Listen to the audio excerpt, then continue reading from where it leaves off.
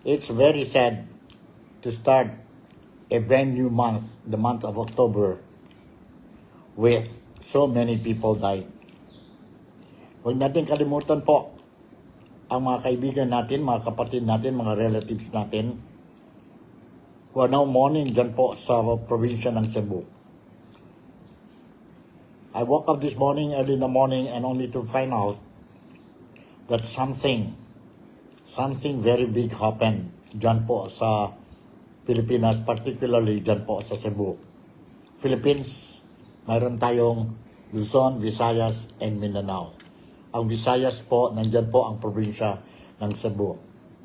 The number of fatalities as of 1 o'clock or 2 o'clock po, I received official report from the Pag-asa or Philippine Bureau, Weather Bureau po, that mayroon na po confirmed na matay more than 60 people po dahil sa earthquake reported dyan po sa Cebu, particularly sa Bogo. And the number is still rising. Mga kababayan ko dito sa Malaysia, particularly dito po sa Sabah, huwag natin kalimutan. Try to find time to say a prayer for those who died in the 6.9 earthquake which happened last night, September 30, somewhere around 10 to 10:30. Ang dami po namatay. The number is still rising. Let us pray for their souls and to those left behind. My sincere condolences to all of you. And those still missing po, we hope and pray that the soonest you will or they will be able to be rescued. Kababayan ko dito sa Sabah, sa Malaysia, please pray for the souls who died sa earthquake dyan sa Cebu last night. Ito po ang programa natin, Nick Talk, The Real Talk with Nico. And dito po, you will be able to know anong mga latest developments dyan sa Pilipinas. But unfortunately, I'm not happy to start the month, as what I said earlier, to start a month with this kind of news. Earthquake po. Malakas. Strong earthquake po. 6.9. I will give you the details of what happened dyan po sa Cebu last night. And hindi lang po sa Cebu. Other neighbor areas po sa Pilipinas po also felt ang tremor, ang lindol, ang earthquake po. And some areas also damaged. Buildings, churches, bridges were destroyed because of this natural calamity. Pagdating naman dito po sa natural calamity po, no one can stop it except our Creator, except God. Wala na tayong magawa po when it comes to natural calamities like earthquake, tsunami, typhoon. Wala tayong magawa. Wala tayong magawa po. And I'm very sorry. I feel very sad for those relatives who lost their loved ones. Otherwise, once again, I would like to say, let's pray for the souls of those who have departed during the earthquake last night. And condolences, our sincere condolences coming from the Filipino community dito sa Malaysia, particularly dito po sa Sabah. And we will continue to pray for your safety, those who survive. And we hope and pray that the authorities concerned, the government, will be able to rescue those who are still missing. And we hope and pray that mga affected ones po will accept the tragedy, will accept and recover and return back to normal life po as soon as possible. Kasi ang Pilipinas po, ang dami pa tayong problema and we still need the unity of every Filipinos po. So nandito na ang ano natin, ang programa natin for today. Today is Wednesday, October 1st. And ang balita po is 6.9 earthquake that hit in Cebu City. And for those hanggang ngayon po, they still did not hear the tragedy, the calamity struck in Cebu City po, in Cebu province. I will give you this story. And dami na po, all the mainstream media, all the mainstream media po already came out with stories po. No? Hold on, ha? Mayroon ng mga balita po, and at this time I want to share with you ang balita coming from Philstar. Saan yung Philstar po? Hold on. Alright? Philstar. Sandali lang po. At least you will be informed of what really happened. Ano ng mga detalles tungkol sa earthquake dyan po sa Cebu. Sa Cebu po. Mayroon na dito. Increase na naman po. It's no longer 60 but it's already 70 na po ang number of fatalities. So, nandito po. Hold on, ha? Nandito po ang Philstar. We'll try to get ang Philstar news. Okay? Philstar news. Tingnan natin po. Okay, let me read you this story. Ang news article po entitled Magnitude 6.9 quake in Cebu. Death toll climbs past 60. More than 60 na po ang namatay. Alright, nandito ang detalles and let's listen to this. More than 60 people were reported dead following the 6.9 magnitude earthquake in Cebu, with the Office of the Civil Defense or CCD or OCD warning that the toll could still rise as search and rescue operation continue.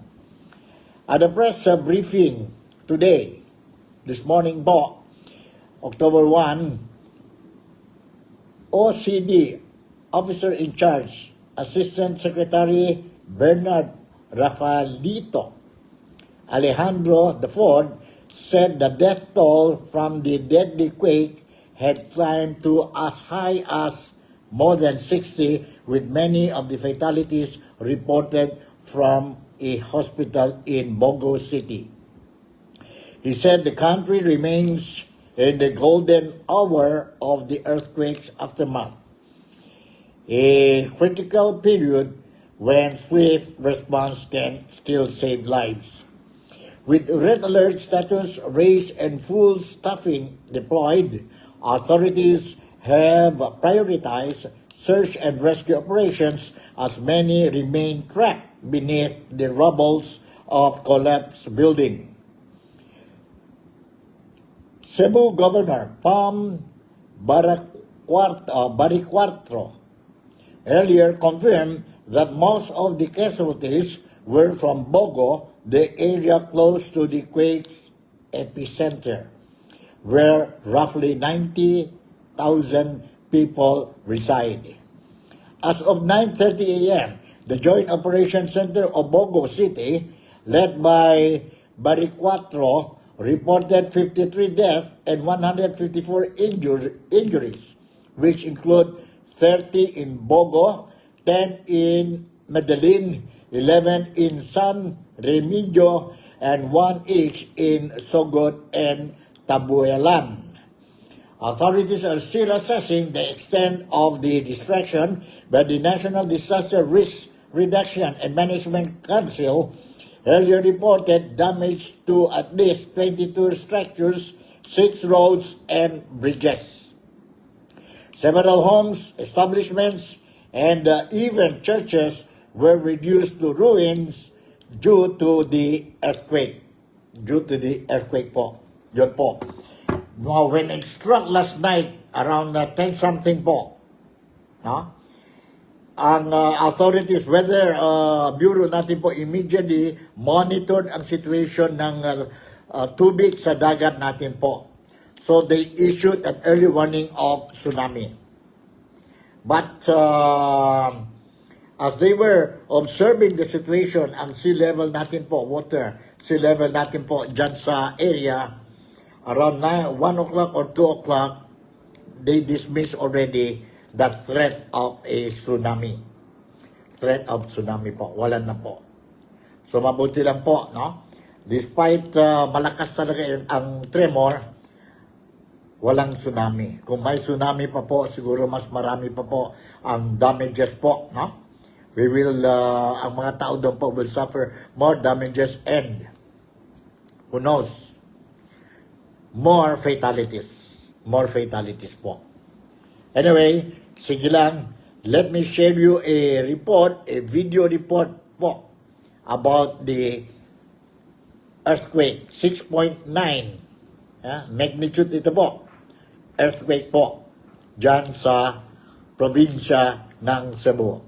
Let's watch and listen to this. May dalawang footages na po. The first one is around 3 minutes something, and followed by another footage po with 6 minutes, slightly over 6 minutes.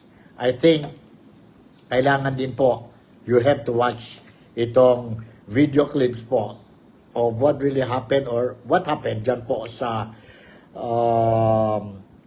probinsya ng Cebu during the earthquake. Nandito po, let's listen and watch to this.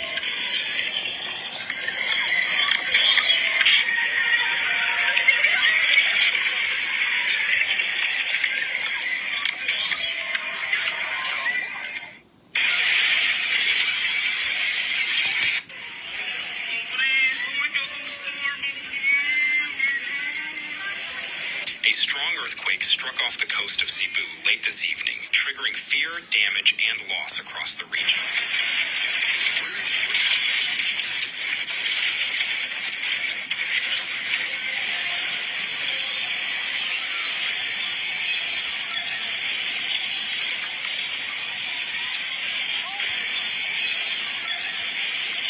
The tremor, measured at magnitude 6.9 by multiple sources, hit around 10 p.m. local time. Its epicenter located approximately 17 kilometers northeast of Bogo City in northern Cebu.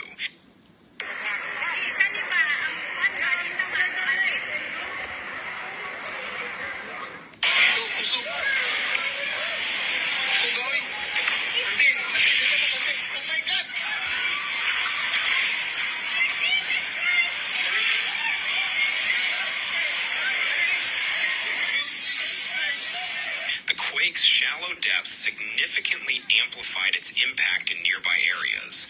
In the immediate aftermath, widespread structural damage was reported. Homes, public buildings, bridges, and infrastructure bore the brunt of the shaking. In Bogo, walls collapsed and roads were cracked, while parts of a fire station, commercial buildings, and local facilities were badly damaged.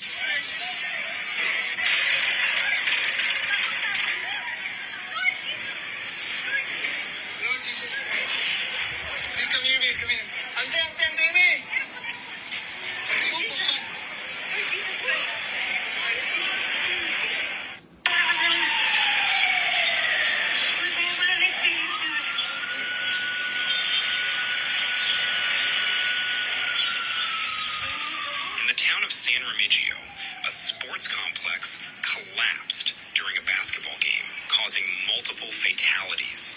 A child was among those killed when struck by falling debris. At least 6 people died overall, including Coast Guard personnel, a firefighter, and local residents.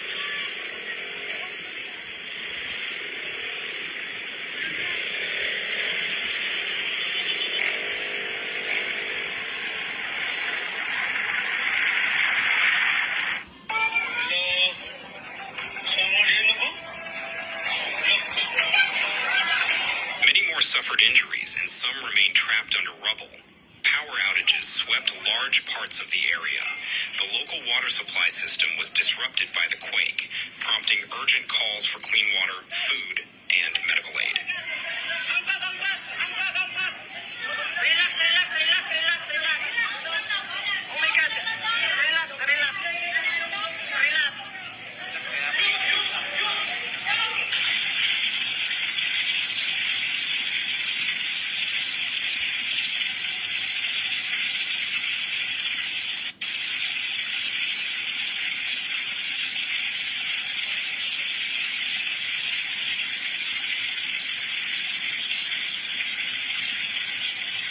Sambut Hari Malaysia, diskaun 80%. So yun po, that is some of the scene dyan po sa earthquake sa probinsya ng Cebu last night.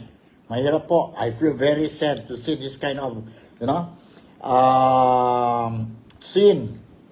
And mahirap talaga po. You see ang mga tao, no? Mga tao po, they get panic and nakita nila po ang movement of the earth po during, biro ninyo, it was 6.9. Malakas na yun talaga po ang magnitude of 6.9 earthquake po. Ewan ko kung this is the big one or hindi pa po, no?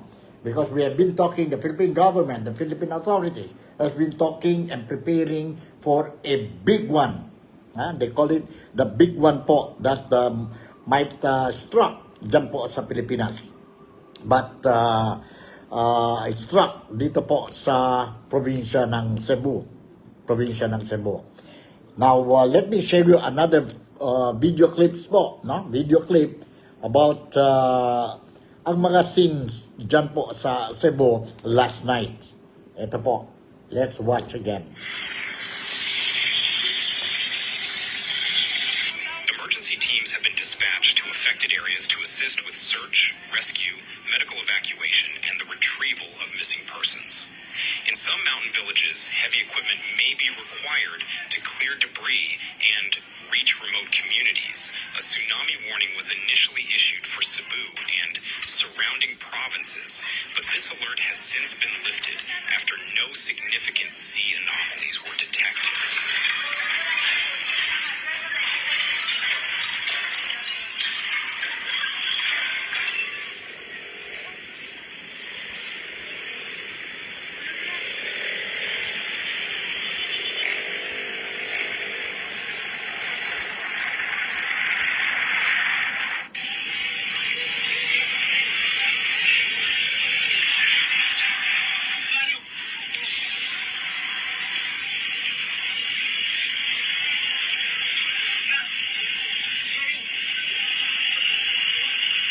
Despite the lifting of the warning, residents remain on high alert, especially along coastal zones. Multiple aftershocks have followed the main quake, some exceeding magnitude 4.0. Authorities have urged people to avoid entering damaged buildings and to remain outdoors in safe open spaces until inspections confirm structural safety. The scale of the disaster extends beyond the immediate quake zone. Over 1 million people across Visayas felt the tremor.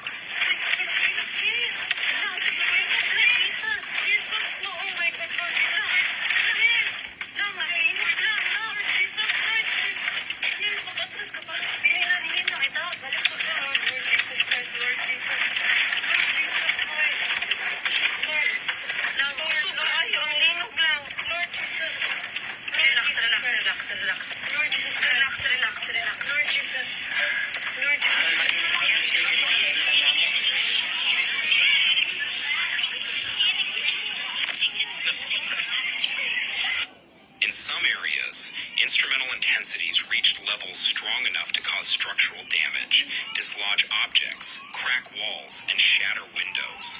The shaking was felt as far as neighboring provinces, and even distant parts of the Visayas reported noticeable tremors. Cultural and heritage sites were not spared. Several churches in northern Cebu reportedly sustained damage, with portions of facades or roofs collapsing.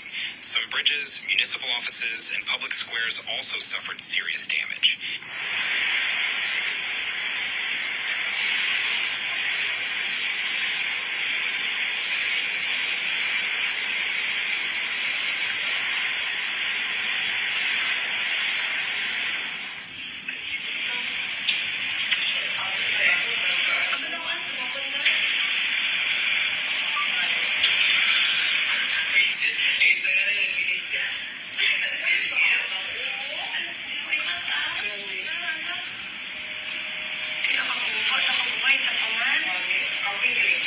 already fragile infrastructure in many towns has now been made more vulnerable.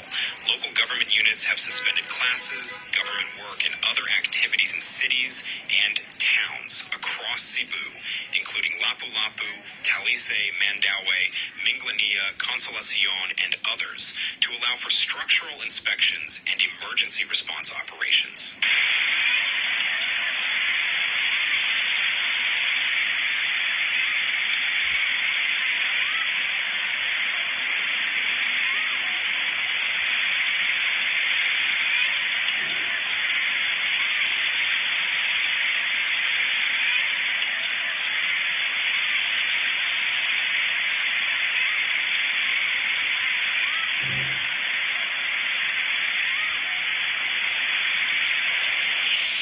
Pangalan sa breaker, kanan, pre. Breaker, pag na. In San Remigio, officials are preparing to declare a state of calamity to accelerate relief and response efforts. Rescue workers, medical teams, and volunteers are working through the night under difficult conditions, limited visibility, unstable structures, and fear of further tremors.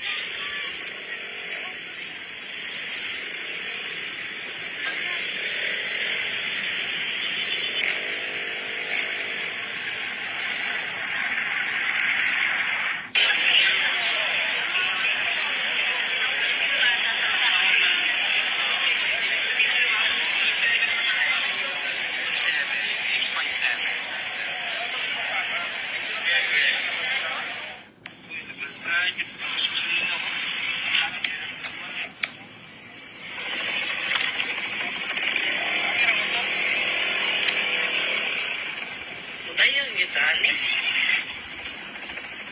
Many residents are choosing or being forced to spend the night outdoors, in open fields or makeshift shelters, wary of returning to buildings that may collapse.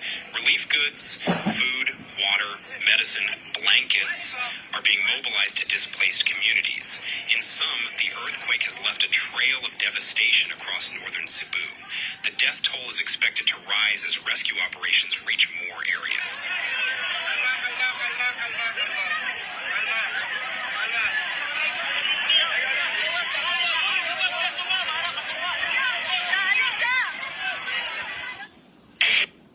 Alright, nakita natin po kung paano, mahirap talaga po during the earthquake din po, no?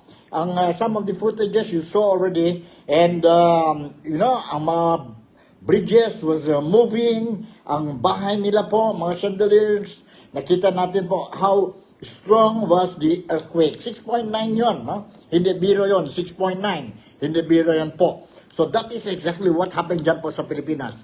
And now, not only ang sabihin natin ang gobyerno, but everybody, ang private sector po is coming in to give donations left and right po to the victims of the earthquake.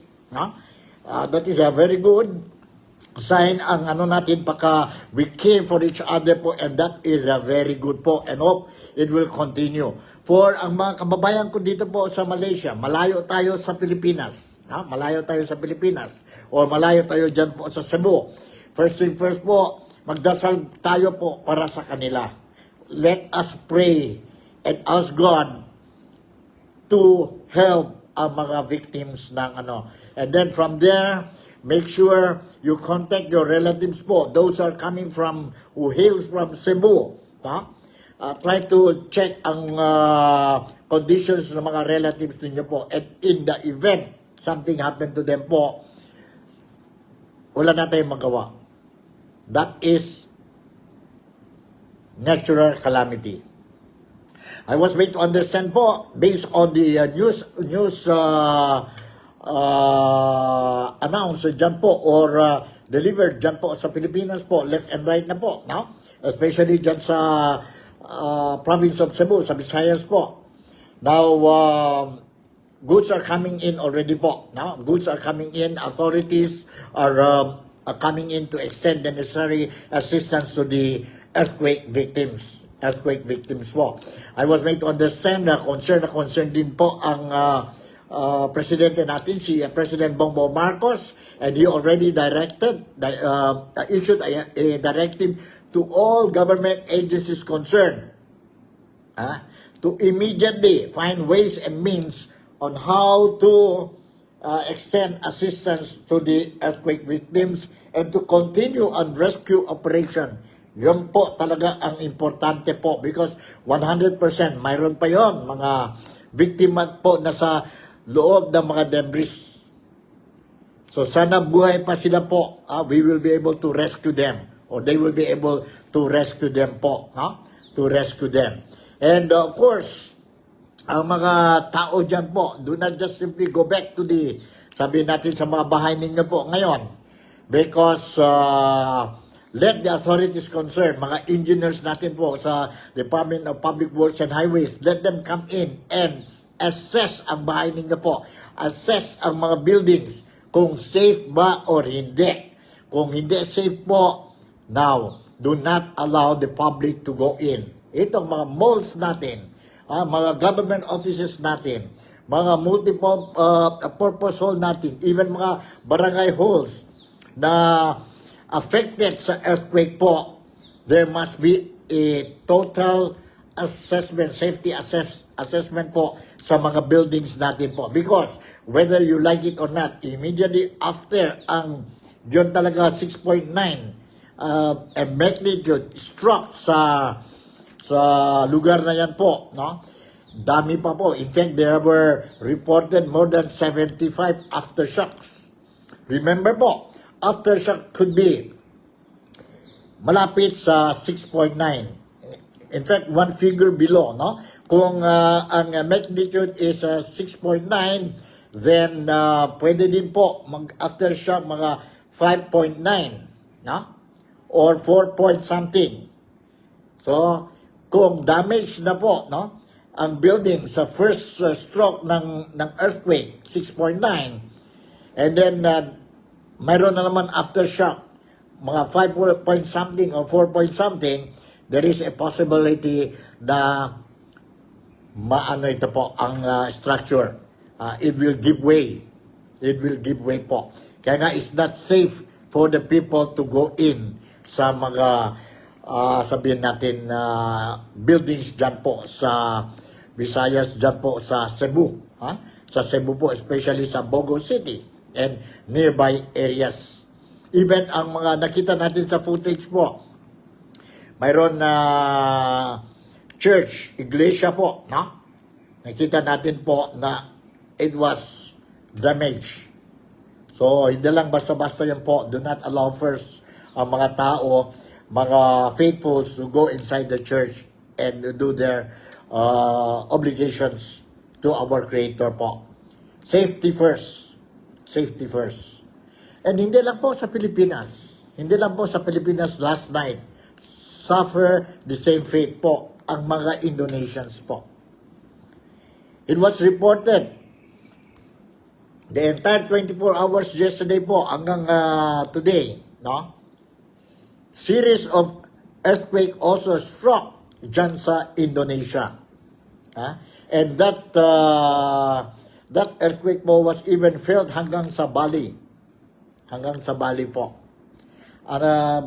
Ang ano lang dyan po, a little bit good news lang dyan po because walang masyadong damage po. But it was something like 5 point something magnitude. 5 point something or slightly over 6. Gano'n yan po. And you notice Indonesia have been experiences earthquake from time to time po. No? From time to time. But this time around, yesterday, last night po, mayroon sila earthquake. They experienced earthquake po. But ang damage po, hindi talaga marami. Hindi talaga marami po. So yun po, Indonesia and Philippines. But worse ngayon po sa Pilipinas. Especially dyan po sa Bogo City, sa Cebu, province of Cebu. I hope my friend who also monitor, who normally monitor itong Nick Talk, the Real Talk with Nico, si Felicen. Si Felicen, si Kangkang po, ang classmate ko po, I hope you and your family are safe.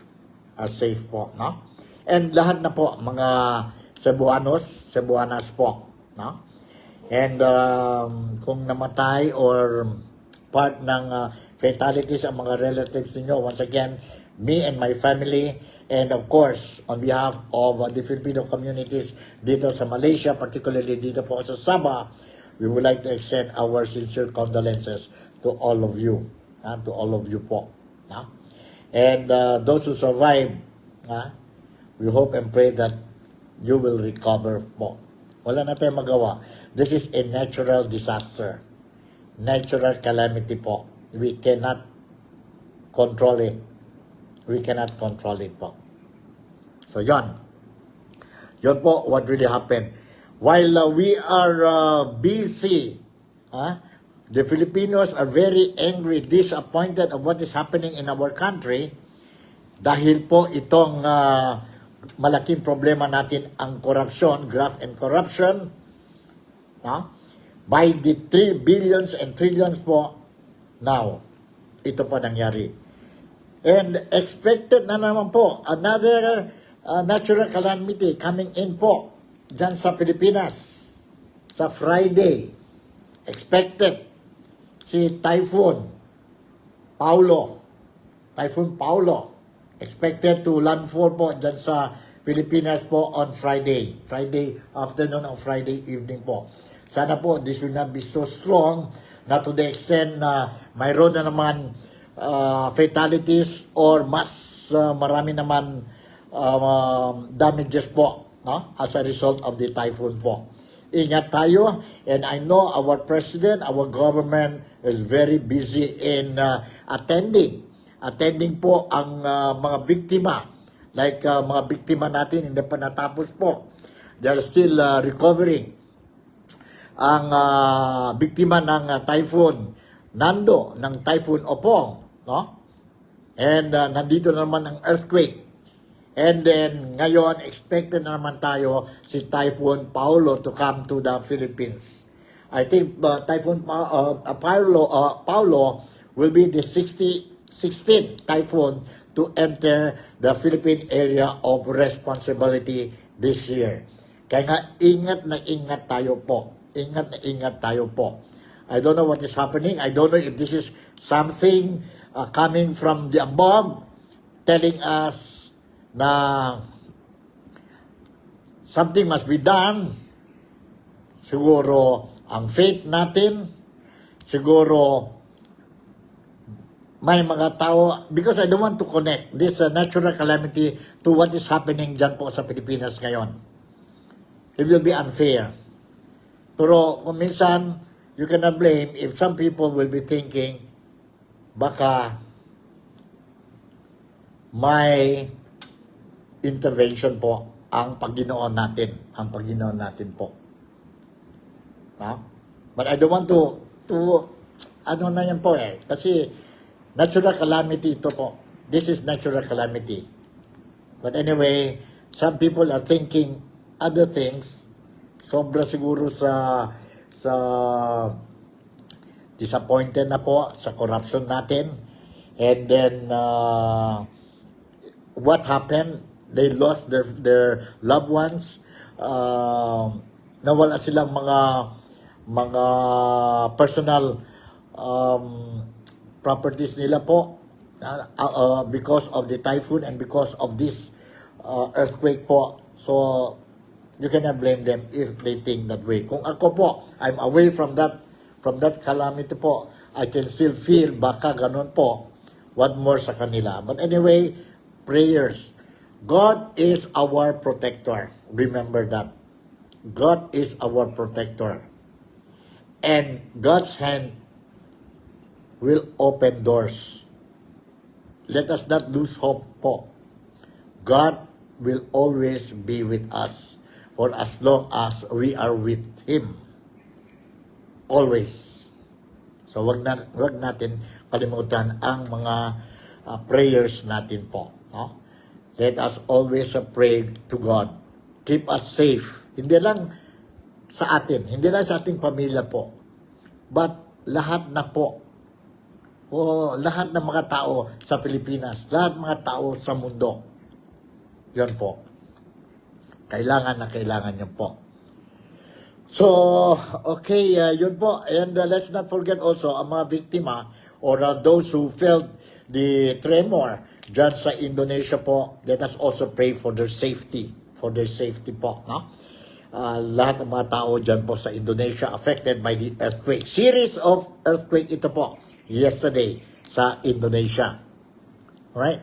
And let us also pray po na ang Senado natin po, ang Kongreso natin po, House of Representatives, ang Senate natin po dyan sa Pilipinas, ang mga politicians natin po, ang mga contractors natin po, the government officials natin po dyan sa Pilipinas po. Let us pray that kung may kasalanan naman sila po, they will come out voluntarily and accept, realize, confess ang mga kasalanan nila po. God will only forgive you po if you yourself will come out and say that you are at fault and you are now repenting. Without repentance po, mahirap na po. Huwag natin matakot sa Panginoon po. God is so merciful. God is so forgiving. We did something wrong to our fellow men. Maybe not all will forgive you, but you will be very safe when you ask forgiveness to God and you are sincere in asking that forgiveness po. God will never abandon you. Yan po. That is one thing sure. Sino mo yun, God? Diferente lang siguro ang pangalan po. Jesus ba? God, Allah, Buddha, o whoever po. Lahat sila po. Ano man ang pangalan nila po, they are merciful and forgiving. Kaya nga, huwag natin matakot po to come to them and admit our fault and show remorse and be sorry for what we have done and try to sabihin natin repay what we have done. No? Repay what we have done. Yun na po. Sa ngayon po, mahirap. What is happening, graft and corruption, left and right po, ano ang effect sa Pilipinas po, sa buhay ng mga Filipino po? Mahirap po. Even investors, foreign investors to come down to our country and invest. Mahirap po ang cost of living. Mataas ang cost of living sa Pilipinas po dahil sa corruption po. Dahil sa corruption. So how to solve this problem po is just to have fear in God, be honest, think of justice. What you don't want to do unto you, don't do it unto others. Yun lang po. Just follow that way of thinking. And then, surely, we will see changes in our life. We will be changes in our country po. And we will be happy. And we will be happy. Not only here on earth, but also after life. No? Yun po. Nakita natin ang mga senador natin po. Our senators are, is it the right word to say quarreling? Or pointing fingers to each other? At the expense of destroying the credibility of our Senate. Destroying the reputation of our House of Representatives. Saan na po ngayon? Ang Blue Ribbon Committee po, you can see po left and right na po, fighting to each other, ang mga senador natin po. Grabe what is happening po. Grabe what is happening. And mga Filipinos po is not happy. Why? Because of graft and corruption. Why? Malaking question mark na po ang how Filipinos, how our leaders think of the real meaning of accountability, the real meaning of justice. Ha? Yun po.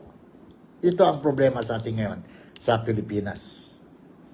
And we hope as soon as possible, especially this month of October is Rosary Month. Mga faithfuls, those who are embracing Roman Catholic faith, religion, let us say our rosary during the month of October and pray for the betterment of everybody in the Philippines and everybody in this world or in the universe. Yun lang po.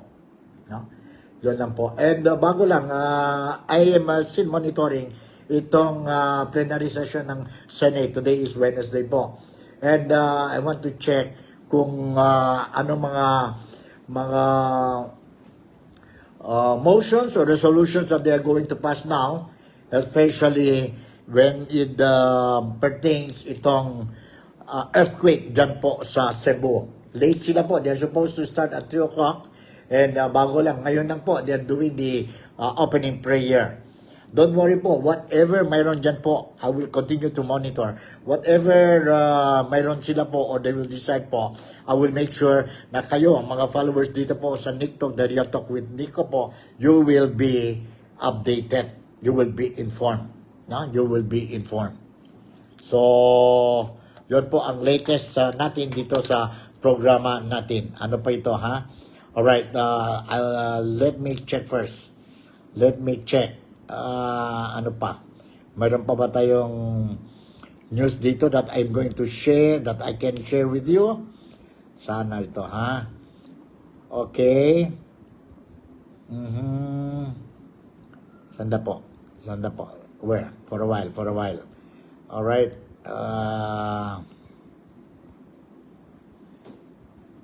Okay. Dito, mayroon ba tayo? Mga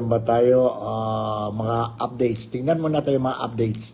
Cebu quake likely triggered by fault relatively steady in the past 400 years.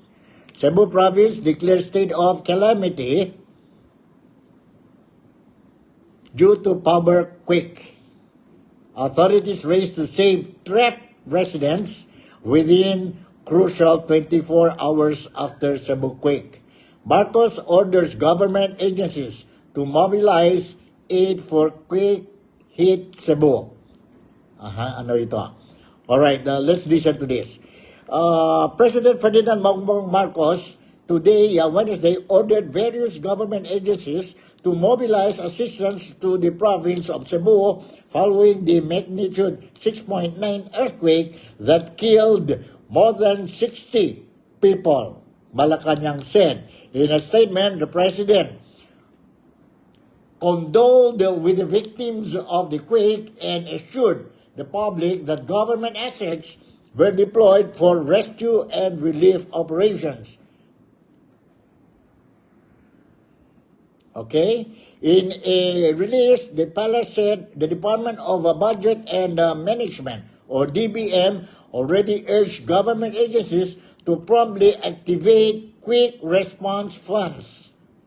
Agencies are allowed to tap their quick response fund during emergencies and to pour finances for relief and recovery programs, helping communities return to normalcy after disasters such as earthquake and typhoons. May pondo yun sila po, ang local government units po, mayroon sila yon emergency funds po, no? So no need for you to ask permission pa po sa national level po. Once it is declared calamity already, state of calamity na ang lugar po, you can use immediately ang pondo ninyo po, emergency funds po, to extend assistance to the people affected by the calamity. By the calamity po. Wag na yan po. I hope itong mga kalukuhan, graft and corruption, take advantage of the calamity po, and make money po. Sana itong mga tao, individuals po, will not do that. Will not do that po. Karma yon. Karma yon po. Mahirap na. Mahirap na yan po. You see what is happening ang Pilipinas ngayon. And if you do these things, again po, especially in this kind of situation po, then kayo nang bahala po. Remember, may karma. May karma po. May karma po. Always remember that.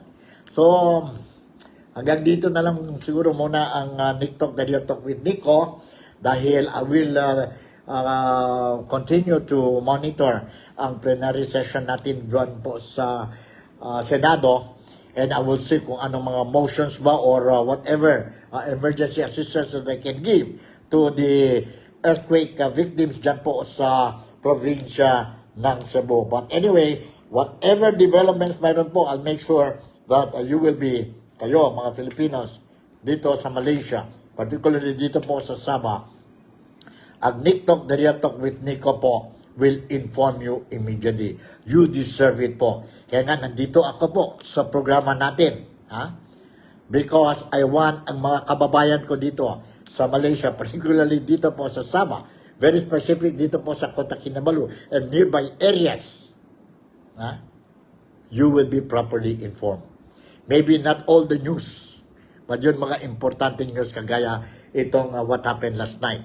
Kagayang what is happening, latest updates tungkol sa, sabihin natin, ang investigasyon ng Blue Ribbon Committee at saka ng Independent Commission for Infrastructure. And ang updates sa tungkol kay former President Rodrigo Roa Duterte sa, sabihin natin, sa Netherlands or The Hague po. And other important news po. Nandito lang ako po. I'll make sure that you will get this kind of this news po, important news po. Maybe not all as what I said, but at least you will have an idea of what is happening dyan po sa Pilipinas. So with this, once again, reminder lang ulit po, let us pray, include our prayers po, daily prayers po sa mga biktima ng earthquake dyan po sa Cebu. Sa Cebu. Ang mga biktima din po sa earthquake dyan po sa Indonesia.